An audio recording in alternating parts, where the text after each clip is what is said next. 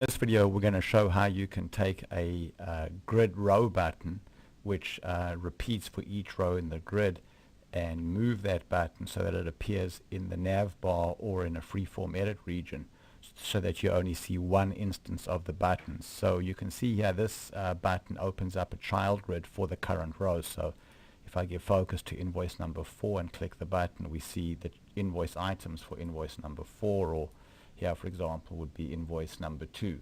So let's go now back to design mode, switch over to fields, and look at this button, and we'll click the smart field. And now let's examine the JavaScript that is executed for that button. You can see that there's some JavaScript over here that gets called, that gets inserted in the buttons on click event, and this JavaScript is just calling a function. And that function is defined over here. So this is the function that actually does all the work, that opens up the grid and displays it in a window. And this is the code over here on the button that invokes that function. So let's copy that code to the clipboard. And now what we're going to do is customize the toolbar, the navbar toolbar for this grid.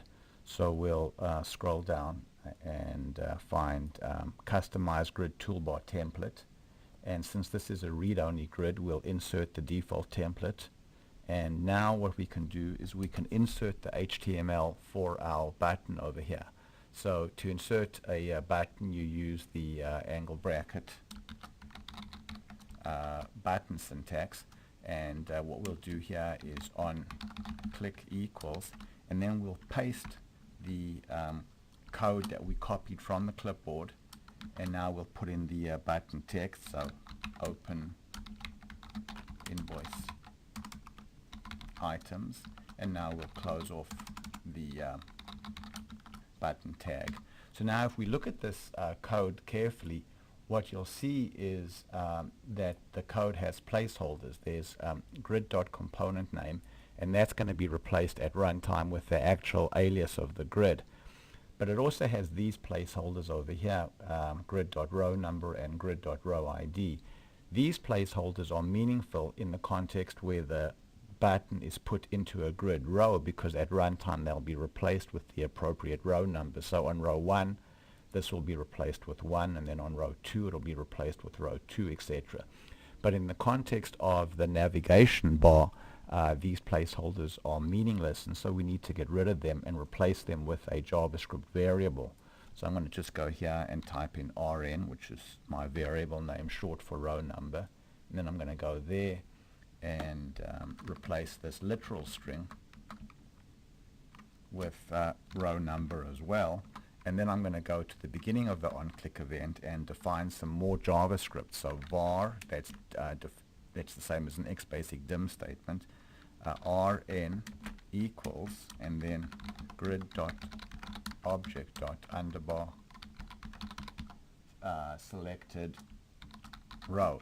So the grid object has a property called underbar selected row, which is the row number of the row that currently has focus.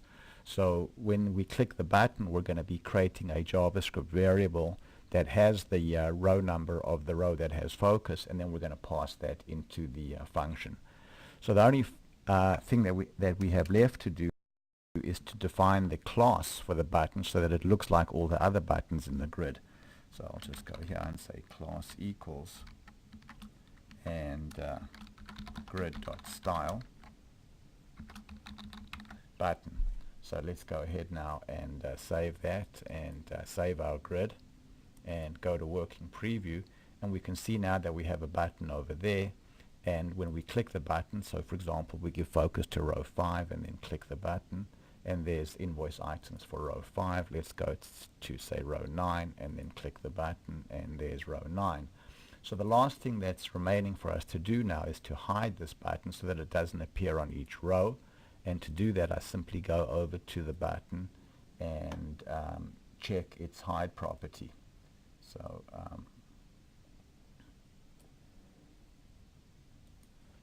so there's the hide property, and now go ahead and run it, and there's our result. So I hope you found this useful. Thank you very much.